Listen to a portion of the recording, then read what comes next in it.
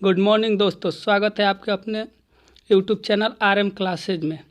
दोस्तों मैं आपके साथ रुपेश कुमार। दोस्तों पिछले क्लास में हम लोगों ने देखा था BSSC का प्रैक्टिस सेट नंबर 5। आज हम लोग देखते हैं इसका प्रैक्टिस सेट नंबर 6 जो एडिटोरिया प्रकाशन का है। दोस्तों जो भी हमारे चैनल पर नए हैं उसको सब्सक्राइब कर लें और लाइक और शेयर कर दें। दोस्तों देखते हैं आज का हम लोगों का जो पहला क्वेश्चन है वह कह रहा है कि हाल ही में ऑस्ट्रेलिया के नए प्रधानमंत्री के रूप में किसे चुना गया। दोस्तों इसका आंसर क्या हो जाएगा? दोस्तों इसका आंसर हो जाएगा ऑप्शन बी, एंथनी अल्बनीस। इन्हें ऑस्ट्रेलिया के नए प्रधानमंत्री के रूप में चुना गया है। इनसे पहले वो कौन थे? स्कॉट मॉरिसन का स्थान लिया। ये ऑस्ट्रेलिया के 31वें प्रधानमंत्री हैं। तो हम लोग चलते हैं अगले क्वेश्चन 2 नंबर पे। जो 2 नंबर क्वेश्चन है वह कह रहा है कि हाल ही में ईज ऑफ डूइंग बिजनेस नामक रिपोर्ट को जारी नहीं किए जाने का फैसला किया गया। यह रिपोर्ट कौन सी संस्था द्वारा जारी किया जाता है? दोस्तों इसका आंसर जल्दी से कमेंट करें। दोस्तों इसका आंसर क्या हो जाएगा? ऑप्शन है विश्व बैंक द्वारा। दोस्तों हम लोग चलते हैं अगले क्वेश्चन 3 नंबर की तरफ। जो 3 नंबर क्वेश्चन है वह कह रहा है कि निम्न में से किसे प्रारक्षित मुद्रा या आधार मुद्रा यानी रिजर्व मनी और बेस मनी कहा जाता है? दोस्तों इसका आंसर क्या हो जाएगा? इसका दोस्तों आंसर हो जाएगा ऑप्शन ए, M0 कहते हैं। दोस्तों M1 को क्या कहते हैं? संकीर्णन मुद्रा और M3 को व्यापक मुद्रा। तो चलते हैं अगले क्वेश्चन 4 नंबर की तरफ। जो हमारा 4 नंबर क्वेश्चन है वह कह रहा है कि मध्याह्न भोजन योजना यानी मिड डे मील स्कीम की शुरुआत किस वर्ष से की गई? दोस्तों इसका आंसर क्या हो जाएगा? दोस्तों इसका आंसर हो जाएगा ऑप्शन बी, कब शुरू की गई? 1995 ईस्वी में। इसमें केंद्र सरकार ने कहा कि प्राथमिक स्तर 1 से 8 तक के बच्चों को पोषण युक्त भोजन प्रदान करने के उद्देश्य से इस योजना की शुरुआत की गई। चलते हैं हम लोग अगले क्वेश्चन 5 नंबर की तरफ। जो हमारा 5 नंबर क्वेश्चन है वह कह रहा है कि आज़ादी का अमृत महोत्सव अधिकृत रूप से कब प्रारंभ किया गया? दोस्तों इसका आंसर कमेंट करें। दोस्तों इसका आंसर हो जाएगा ऑप्शन बी, 12 मार्च 2021 को। ये दांडी मार्च की 91वें वर्षगांठ के अवसर पर 12 मार्च 2021 को प्रधानमंत्री के द्वारा अहमदाबाद से दांडी यात्रा को आज़ादी का अमृत महोत्सव के रूप में शुरू किया। हम लोग चलते हैं अगले क्वेश्चन नंबर 6 पे। हमारा 6 नंबर क्वेश्चन है वह कह रहा है कि विश्व बैंक ने भारत की अर्थव्यवस्था को 2022 में कितने प्रतिशत की दर से बढ़ने का अनुमान लगाया है? दोस्तों इसका आंसर क्या हो जाएगा हम लोगों का? Option B, 7.5%। हम लोग चलते हैं अगले क्वेश्चन 7 नंबर की तरफ। जो हमारा 7 नंबर क्वेश्चन है वह कह रहा है कि निम्न में से कौन से महिला खिलाड़ी टेस्ट मैच की दोनों पारियों में अर्धशतक बनाने वाली पहली भारतीय और दुनिया की चौथी बल्लेबाज बन गई है? दोस्तों इसका आंसर क्या हो जाएगा? दोस्तों इसका आंसर हो जाएगा ऑप्शन डी, शेफाली वर्मा। हम लोग चलते हैं अगले क्वेश्चन 8 नंबर की तरफ। जो 8 नंबर क्वेश्चन है वह कह रहा है कि हाल ही में किस अफ्रीकी देश में 1098 कैरेट के दुनिया के तीसरे सबसे बड़े डायमंड की खोज की गई? तो इसका आंसर क्या हो जाएगा? Option B, Botswana. हम लोग चलते हैं अगले क्वेश्चन नंबर 9 पे। 9 नंबर क्वेश्चन है वह कह रहा है कि भारत का पहला कौन सा राज्य या संघ शासित प्रदेश टीबी मुक्त घोषित किया गया? दोस्तों इसका आंसर क्या हो जाएगा? Option C, Lakshadweep. केंद्रीय स्वास्थ्य मंत्री डॉक्टर हर्षवर्धन ने 24 मार्च 2021 को विश्व क्षय रोग दिवस के अवसर पर केंद्र शासित प्रदेश लक्षद्वीप एवं जम्मू कश्मीर के बडगाम जिले को टीबी मुक्त घोषित किया। हम लोग चलते हैं अगले क्वेश्चन 10 नंबर पे। जो 10 नंबर क्वेश्चन है वह कह रहा है कि निम्न में से किस राज्य सरकार ने जहां वोट वहां वैक्सीनेशन अभियान की शुरुआत की? दोस्तों इसका आंसर क्या हो जाएगा? दोस्तों इसका आंसर हो जाएगा ऑप्शन सी, दिल्ली सरकार ने। ये कब शुरुआत किया? जून 2021 में। तो हम लोग चलते हैं अगले क्वेश्चन 11 पे। जो 11 नंबर क्वेश्चन है वह कह रहा है कि भारत सरकार ने किस समिति की सिफारिश पर लोकसभा और राज्यसभा टीवी चैनल को विलय किया है? दोस्तों इसका आंसर जल्दी से कमेंट करें। तो इसका आंसर हो जाएगा ऑप्शन बी, सूर्य प्रकाश समिति। हम लोग चलते हैं अगले क्वेश्चन नंबर 12 पे। जो 12 नंबर क्वेश्चन है कह रहा है कि विश्व शरणार्थी दिवस यानी वर्ल्ड रिफ्यूजी डे निम्न में से किस दिन मनाया जाता है। दोस्तों इसका आंसर क्या हो जाएगा, ऑप्शन सी 20 जून को मनाया जाता है वर्ल्ड रिफ्यूजी डे। तो हम लोग चलते हैं अगले क्वेश्चन 13 नंबर पे। जो 13 नंबर क्वेश्चन है वह कह रहा है कि निम्न में से किस अंतर्राष्ट्रीय बॉक्सर एवं 1998 एशियाई खेलों के स्वर्ण पदक विजेता का निधन हो गया। दोस्तों इसका आंसर जल्दी से कमेंट करें। दोस्तों इसका आंसर हो जाएगा ऑप्शन बी डिक्को सिंह। हम लोग चलते हैं अगले क्वेश्चन 14 नंबर पे। जो 14 नंबर क्वेश्चन है वह कह रहा है कि भारत और बांग्लादेश के मध्य स्थित मैत्री सेतु का निर्माण किस नदी पे किया गया। दोस्तों इसका आंसर क्या हो जाएगा, ऑप्शन डी फेनी नदी पे। जो मैत्री सेतु का निर्माण फेनी नदी पे किया जा रहा है, जो भारत के त्रिपुरा और बांग्लादेश के बीच प्रवाहित होती है। इस पुल की लंबाई कितनी है, 1.9 किलोमीटर, और यह त्रिपुरा के सबरूम तथा बांग्लादेश के रामगढ़ के साथ जोड़ता है। हम लोग चलते हैं अगले क्वेश्चन 15 पे। जो 15 नंबर क्वेश्चन है वो कह रहा है कि किस समूह के पौधे को आमतौर पे शैवाल कहा जाता है। दोस्तों इसका कमेंट करें जल्दी से आंसर। दोस्तों इसका आंसर हो जाएगा ऑप्शन है थैलोफाइट। तो हम लोग चलते हैं अगले क्वेश्चन 16 नंबर पे। जो 16 नंबर क्वेश्चन है वो कह रहा है कि मानव पाचन तंत्र में डैश से पित्त रस का स्राव होता है। दोस्तों इसका आंसर क्या हो जाएगा, दोस्तों इसका आंसर हो जाएगा ऑप्शन डी यकृत। दोस्तों पित्त पीले रंग का क्षारीय द्रव है जिसका पीएच मान कितना होता है, 7.7 होता है। लोग चलते हैं अगले क्वेश्चन 17 नंबर पे। जो 17 नंबर क्वेश्चन है वह कह रहा है कि निम्नलिखित में से कौन सा मानवों में पुरुष प्रजनन प्रणाली का हिस्सा नहीं है। दोस्तों इसका आंसर क्या हो जाएगा, ऑप्शन डी अंडाशय। अंडाशय जो है मादा प्रजनन प्रणाली का हिस्सा है। प्रत्येक मादा में एक जोड़ा अंडाशय होता है। तो हम लोग चलते हैं अगले क्वेश्चन 18 पे। जो 18 नंबर क्वेश्चन है वो कह रहा है कि एक व्यक्ति में तंत्रिका कोशिका डैश तक लंबी हो सकती है।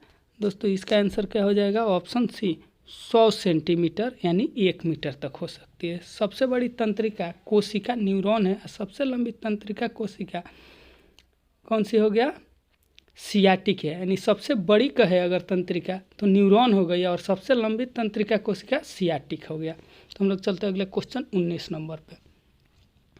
जो 19 नंबर क्वेश्चन है वह कह रहा है कि निम्नलिखित में से किसे मास्टर ग्रंथि के रूप में जाना जाता है। दोस्तों इसका आंसर क्या हो जाएगा, दोस्तों इसका आंसर हो जाएगा ऑप्शन है पीयूष ग्रंथि को जाना जाता है। इसका भार जो होता है लगभग 0.6 ग्राम होता है। हम लोग चलते हैं अगले क्वेश्चन 20 नंबर पे।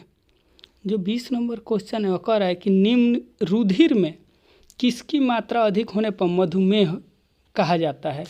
दोस्तों इसका आंसर क्या हो जाएगा, ऑप्शन सी ग्लूकोज।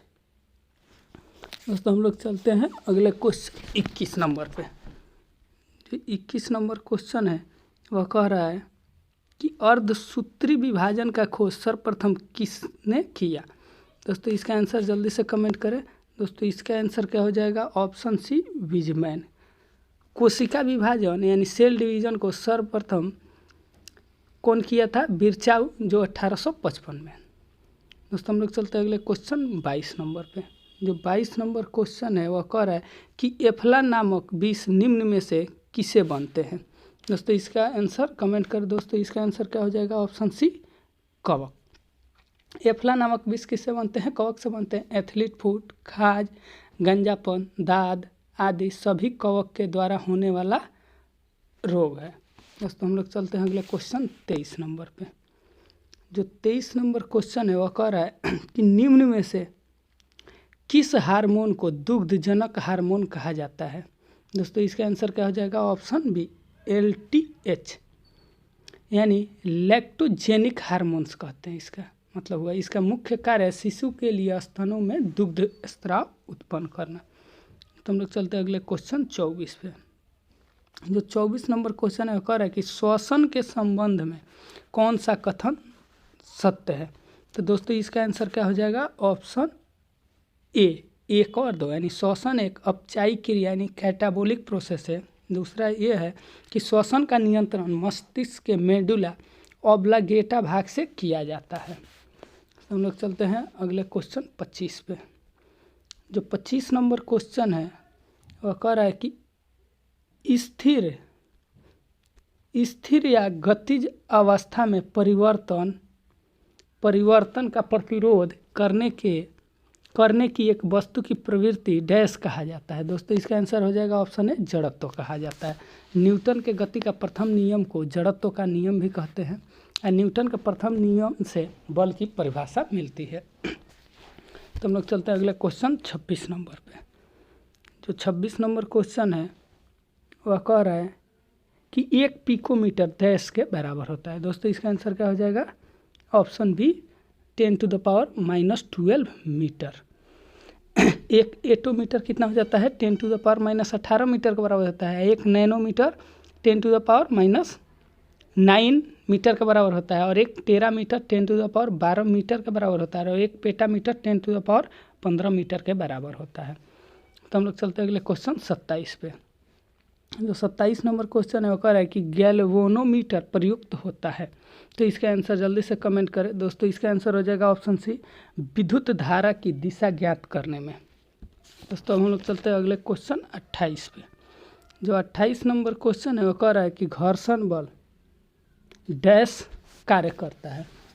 दोस्तों इसका आंसर क्या हो जाएगा? ऑप्शन सी बल की दिशा के विपरीत में काम करता है। घर्षण बल केवल सतह की प्रकृति पर निर्भर करता है। दो सतहों के मध्य लगने वाला घर्षण बल उनके संपर्क क्षेत्र पर निर्भर नहीं करता है। ठोस सतहों के मध्य घर्षण बल अधिक होते हैं, यानी ठोस सतह होगा तो घर्षण बल अधिक होता है। हम लोग चलते हैं अगले क्वेश्चन 29 पे। यानी 29 नंबर क्वेश्चन जो कह रहा है कि एक संपीड़ित स्प्रिंग में कौन सी ऊर्जा होती है। दोस्तों इसका आंसर क्या हो जाएगा? ऑप्शन है स्थिति ऊर्जा होती है।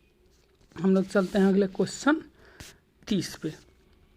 जो 30 नंबर क्वेश्चन है वह कह रहा है कि एक गेंद को 20 मीटर पर सेकंड के वेग के साथ ऊर्ध्वाधर फेंका जाता है तो 3 सेकंड बाद इसके विस्थापन का मान डैश होगा। तो दोस्तों इसका आंसर क्या हो जाएगा? ऑप्शन है 15 मीटर। ये कैसे बनेगा? हम लोग जानते हैं दोस्त एस इक्वल टू क्या होता है? UT minus half GT²। इस पे पुट करेंगे, यू का मान कितना हो गया? 20, T3 हो गया -1/2, जी का मान 10 और टी का मान कितना है? 3, यानी 9 हो जाएगा। इसको जब हम लोग सॉल्व कर देंगे इस फार्मूला से तो एस इक्वल टू कितना आ जाएगा? 15 मीटर। हम लोग चलते हैं अगले क्वेश्चन 31 पे। जो 31 नंबर क्वेश्चन है वह कह रहा है कि निम्नलिखित में कौन सा घटक एक चालक के प्रतिरोध को प्रभावित नहीं करता है। दोस्तों इसका आंसर क्या हो जाएगा? ऑप्शन बी दबाव। एक चालक प्रतिरोध को दबाव प्रभावित नहीं करता है। प्रतिरोध को प्रभावित करने वाला घटक कौन कौन से? चालक पदार्थ की प्रकृति पर। दूसरा, चालक के ताप बढ़ने पर चालक का प्रतिरोध बढ़ता है। तीसरा, चालक की लंबाई बढ़ने पर प्रतिरोध बढ़ता है। चौथा, चालक के अनुप्रस्थ काट के क्षेत्रफल पर मोटाई बढ़ने से चालक का प्रतिरोध घटता है। हम लोग चलते हैं अगले क्वेश्चन 32 पे। जो 32 नंबर क्वेश्चन है वो कह रहा है कि निम्न में से विद्युत परिपथ में समानांतर जोड़ा जाता है। दोस्तों इसका आंसर क्या हो जाएगा? जल्दी से कमेंट करें। दोस्तों इसका आंसर क्या हो जाएगा? Option B voltmeter. Voltmeter का प्रयोग परिपथ के किन्हीं दो बिंदुओं के बीच विभवांतर मापने में किया जाता है। एक आदर्श वोल्ट मीटर का प्रतिरोध कितना होता है? अनंत होना चाहिए। हम लोग चलते हैं अगले क्वेश्चन 33 पे। और 33 नंबर क्वेश्चन है वह कह रहा है कि प्रथम मगध साम्राज्य का उत्कर्ष किस शताब्दी में हुआ था। दोस्तों इसका आंसर कमेंट करें। दोस्तों इसका आंसर क्या हो जाएगा? ऑप्शन बी 6ठी शताब्दी ईसा पूर्व में। प्रथम मगध साम्राज्य का उत्कर्ष हर्यक वंश के शासनकाल में 545 ईसा पूर्व से 412 ईसा पूर्व में हुआ था। इस वंश का प्रथम प्रतापी राजा बिंबिसार था जिसने गिरिव्रज को अपनी राजधानी बनाया था। हम लोग चलते हैं अगले क्वेश्चन 34 पे। और 34 नंबर क्वेश्चन है वह कह रहा है कि गुप्त काल में भूमि राजस्व की दर क्या थी। तो दोस्तों इसका आंसर हो जाएगा ऑप्शन सी 1/6 भाग। हम लोग चलते हैं अगले क्वेश्चन 35 पे। जो 35 नंबर क्वेश्चन है वो कह रहा है कि चंपारण आंदोलन से निम्नलिखित में से कौन संबंधित नहीं था। दोस्तों इसका आंसर क्या हो जाएगा? Option D Jayaprakash Narayan. तो हम लोग चलते हैं अगले क्वेश्चन 36 पे। जो 36 नंबर क्वेश्चन है वो कह रहा है कि बेगूसराय में चौकीदार कर के विरुद्ध आंदोलन निम्नलिखित में से किस आंदोलन का हिस्सा था? दोस्तों इसका आंसर क्या हो जाएगा? ऑप्शन सी, सविनय अवज्ञा आंदोलन। हम लोग चलते हैं दोस्तों अगले क्वेश्चन 37 नंबर पे।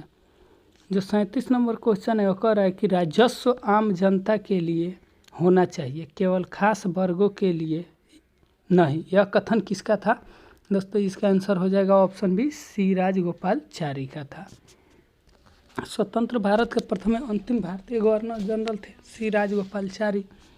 तो हम लोग चलते हैं अगले क्वेश्चन 38 यानी 38 नंबर। जो 38 नंबर क्वेश्चन है वो कह रहा है कि अगस्त 1932 ईस्वी की रैमजे मैकडोनाल्ड के सांप्रदायिक पंचायत के द्वारा पहली बार निम्न में से किसके लिए एक पृथक निर्वाचन समूह बनाया गया? दोस्तों इसका आंसर क्या हो जाएगा? ऑप्शन बी, अछूतों के लिए। हम लोग चलते हैं अगले क्वेश्चन 39 पे। जो 39 नंबर क्वेश्चन है वो कह रहा है कि हड़प्पा स्थलों से मिले अनाजों में बाजरे के दाने निम्न में से किस स्थल से प्राप्त हुए हैं? दोस्तों इसका आंसर कमेंट कर। दोस्तों इसका आंसर क्या हो जाएगा? Option A, Gujarat. हड़प्पा स्थलों में बाजरे के दाने गुजरात से प्राप्त हुए थे, जबकि कृषि यानी मेहरगढ़ तथा चावल कोल्डी हिलवा से प्राप्त हुए। हम लोग चलते हैं अगले क्वेश्चन 40 पे। जो 40 नंबर क्वेश्चन है वो कह रहा है कि सैंधव स्थलों में रंगपुर निम्नलिखित में से किस नदी पे है? दोस्तों इसका आंसर हो जाएगा ऑप्शन सी, मादर। दोस्तों और देख लेते हैं कि जो हड़प्पा है वो किस नदी किनारे है? रावी, रंगपुर, मादर हो गया लोथल, भोगवा, और मोहनजोदड़ो, चन्हुदरो और कोटिजी सिंधु। चलते हैं अगले क्वेश्चन 41 पे। जो 41 नंबर क्वेश्चन है वो कह रहा है कि रिक्त वैदिक कालीन नदियों में अस्कनी निम्नलिखित में से किस नदी का प्राचीनतम नाम है? दोस्तों इसका आंसर क्या हो जाएगा? Option B, Chenab. दोस्तों प्राचीन नाम मान के चलिए, वितस्ता का क्या हो गया आधुनिक नाम? झेलम, और अस्कनी का क्या हो गया? चीनाब, और पारुसणी का क्या हो गया? रावी, और विपाशा का व्यास। हम लोग चलते अगले क्वेश्चन 42 पे। जो 42 नंबर क्वेश्चन है वो कह रहा है कि पुनः जागरण काल में चित्रकला का जनक किसे माना जाता है? दोस्तों इसका आंसर क्या हो जाएगा? Option B, Giotto. दोस्तों हम लोग चलते हैं अगले क्वेश्चन 43 पे। जो 43 नंबर क्वेश्चन है वो कह रहा है कि भारत में राज्य विधान पालिकाओं का उच्च सदन कौन सा है? दोस्तों इसका आंसर क्या हो जाएगा? ऑप्शन सी, विधान पालिका परिषद। दोस्तों हम लोग चलते हैं अगले क्वेश्चन 44 पे। जो 44 नंबर क्वेश्चन है कह रहा है कि उच्चतम न्यायालय में न्यायाधीशों की संख्या की वृद्धि करने की शक्ति किसके पास है? दोस्तों इसका आंसर क्या हो जाएगा? ऑप्शन डी, संसद के पास है।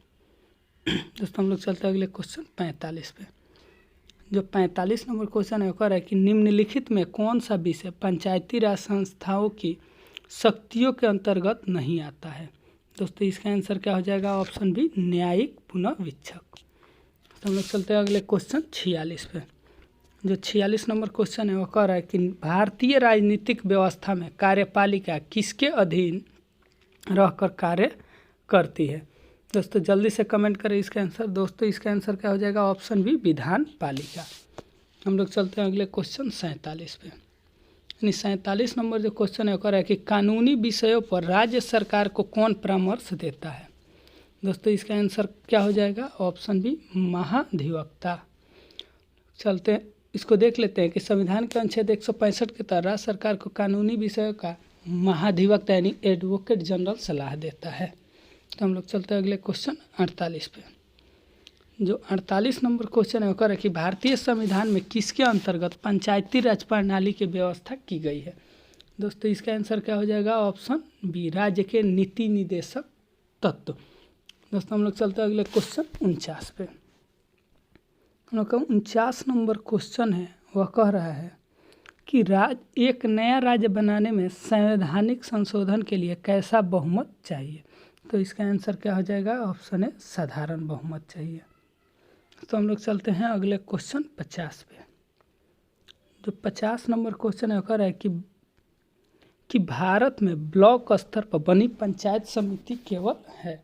दोस्तों इसका आंसर कमेंट करें। दोस्तों इसका आंसर क्या हो जाएगा? ऑप्शन सी, समन्वय और पर्यवेक्षी प्राधिकारी। हम लोग चलते हैं अगले क्वेश्चन 51 पे। जो 51 नंबर क्वेश्चन है वो कह रहा है कि निम्नलिखित में में से कौन सा अफ्रीका महाद्वीप का सबसे ऊंचा शिखर है? दोस्तों इसका आंसर क्या हो जाएगा? Option D, mount Kilimanjaro. लगभग पूरा अफ्रीका महाद्वीप पठार जैसा दिखाई देता है। अफ्रीका का पठार दक्षिण और पूर्व में अपेक्षाकृत ऊंचा है। अफ्रीका के पूर्वी भाग में कुछ ज्वालामुखी पर्वतों के शिखर है। अफ्रीका का सबसे ऊंचा शिखर इसी पूर्वी उच्च भूमि प्रदेश में स्थित है। इस सर्वोच्च शिखर का नाम क्या है? किलिमंजारो पर्वत है। तो हम लोग चलते हैं अगले क्वेश्चन 52 पे। जो 52 नंबर क्वेश्चन है, निम्नलिखित में से कौन बाल्कन राज्यों में शामिल नहीं है? दोस्तों इसका आंसर क्या हो जाएगा? ऑप्शन है इटली। दोस्तों Serbia, Montenegro, Slovenia, Croatia, Macedonia, Kosovo, Bulgaria, Greece, Romania और अल्बानिया को सम्मिलित रूप से बाल्कन राज्य कहते हैं। हम लोग चलते हैं अगले क्वेश्चन 53 पे। यानी 53 नंबर जो क्वेश्चन है वो कह रहा है कि जब द्रवित मैग्मा ठंडा होकर ठोस हो जाता है तब इस प्रकार बने सेल को क्या कहा जाता है? दोस्तों इसका आंसर जल्दी से कमेंट करें। दोस्तों इसका आंसर क्या हो जाएगा? ऑप्शन सी, आग्नेय सेल। जब द्रवित मैग्मा ठंडा होकर ठोस हो जाता है तब इस प्रकार बने सेल को क्या कहते हैं? आग्नेय सेल कहते हैं। इन्हें प्राथमिक सेल भी कहा जाता है। आग्नेय सेल दो प्रकार के होते हैं, अंतर्वर्धी आग्नेय सेल और बहुर्वेदी आग्नेय सेल। हम लोग चलते हैं अगले क्वेश्चन 54 नंबर पे। जो 54 नंबर क्वेश्चन है वो कह रहा है कि बृहद ज्वार आने की सही स्थिति क्या है? दोस्तों इसका आंसर क्या हो जाएगा? ऑप्शन बी, जब सूर्य, चंद्रमा तथा पृथ्वी एक सीधे में होते हैं। दोस्तों हम लोग चलते हैं अगले क्वेश्चन 55 पे। जो 55 नंबर क्वेश्चन है कह रहा है कि मौसम से संबंधित सभी घटनाएं जैसे वर्षा, कोहरा एवं ओला वर्षण वायुमंडल की किस परत में होती है? दोस्तों इसका आंसर क्या हो जाएगा? ऑप्शन ए, क्षोभ मंडल। क्षोभ मंडल वायुमंडल की सबसे महत्वपूर्ण परत है। हम जानते हैं इसकी औसत ऊंचाई कितनी है? 13 किलोमीटर है। मौसम से संबंधित लगभग सभी घटनाएं इसी मंडल के अंदर होती है। हम लोग चलते हैं अगले क्वेश्चन 56 पे। जो 56 नंबर है, प्रेयरी घास का मैदान संबंधित है। दोस्तों इसका आंसर क्या हो जाएगा? ऑप्शन डी, उत्तरी अमेरिका के शीतोष्ण घास स्थल। तो हम लोग चलते हैं अगले क्वेश्चन 57 पे। जो 57 नंबर क्वेश्चन है वो कह रहा है कि भारत में मृदा का सबसे व्यापक और सर्वाधिक उपजाऊ प्रकार कौन सा है? दोस्तों इसका आंसर क्या हो जाएगा? ऑप्शन डी, जलोढ़ मृदा। जलोढ़ मृदा जो है भारत में सर्वाधिक क्षेत्रफल में पाई जाती है तथा यह सबसे उपजाऊ मृदा है। ये मृदाएं देश के कुल क्षेत्रफल के लगभग 40% भाग को ढके हुए जलोढ़ मृदाओं पर गहन कृषि की जाती है। तो हम लोग चलते हैं अगले क्वेश्चन 58 पे। तो 58 नंबर क्वेश्चन है हम लोगों का कह रहा है कि हिमालय पर्वत श्रृंखला की किस दो श्रेणियों के बीच सिंधु नदी अपवाहित होती है? तो इसका आंसर क्या हो जाएगा? ऑप्शन बी, लद्दाख और जास्कर। तो हम लोग चलते हैं अगले क्वेश्चन 59 पे। जो 59 नंबर क्वेश्चन है वो कह रहा है कि पीतल किसकी मौजूदगी में निरंतर रहने से वायु में रंगहीन हो जाता है? दोस्तों इसका आंसर क्या हो जाएगा? ऑप्शन है, हाइड्रोजन सल्फाइड।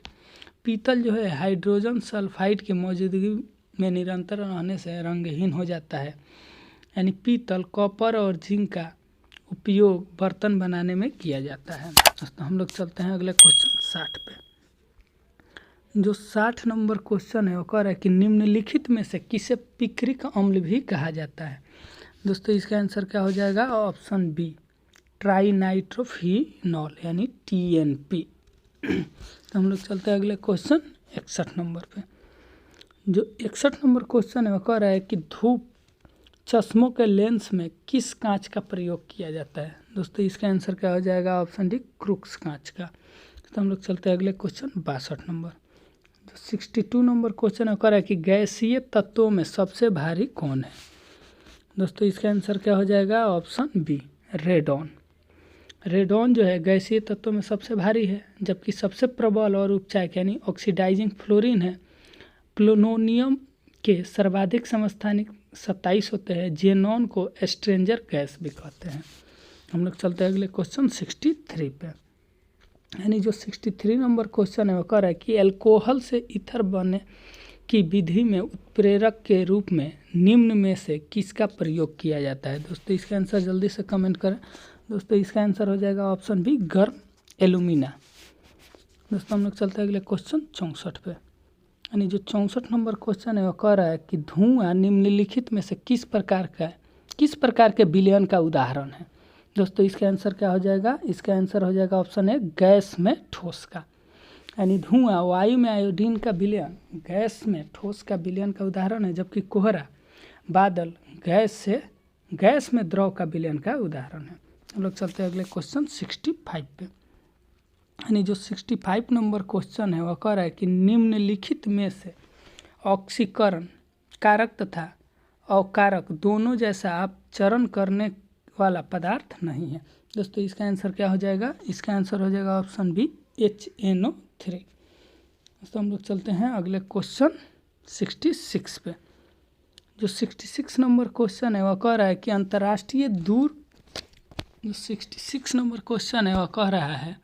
अंतर्राष्ट्रीय दूरसंचार संघ का मुख्यालय कहाँ है। तो दोस्तों इसका आंसर क्या हो जाएगा, ऑप्शन डी, जेनेवा। जो अंतर्राष्ट्रीय दूरसंचार संघ का मुख्यालय कहाँ है, जेनेवा, जो स्विट्जरलैंड में स्थित है। इसकी स्थापना कब हुई थी, 1865 ईस्वी में। इसका उद्देश्य क्या था कि दूर संचार के क्षेत्रों में अंतर्राष्ट्रीय सहयोग करना। हम लोग चलते हैं अगले क्वेश्चन 67 पे। जो 67 नंबर क्वेश्चन है वो कह रहा है कि संयुक्त राष्ट्र संघ के सचिवालय के महासचिव की नियुक्ति कितने वर्ष के लिए की जाती है। दोस्तों जल्दी से कमेंट करें इसका आंसर। दोस्तों इसका आंसर क्या हो जाएगा, ऑप्शन सी, 5 वर्ष। सचिवालय का प्रमुख जो होता है महासचिव होता है, जिसे महासभा द्वारा सुरक्षित परिषद की सिफारिश को 5 वर्ष की अवधि के लिए नियुक्त किया जाता है। महासचिव को दोबारा भी नियुक्त किया जा सकता है। हम लोग चलते हैं अगले क्वेश्चन 68 पे। जो 68 नंबर क्वेश्चन है वो कह रहा है कि ओपेरा हाउस किस देश का राष्ट्रीय स्मारक है।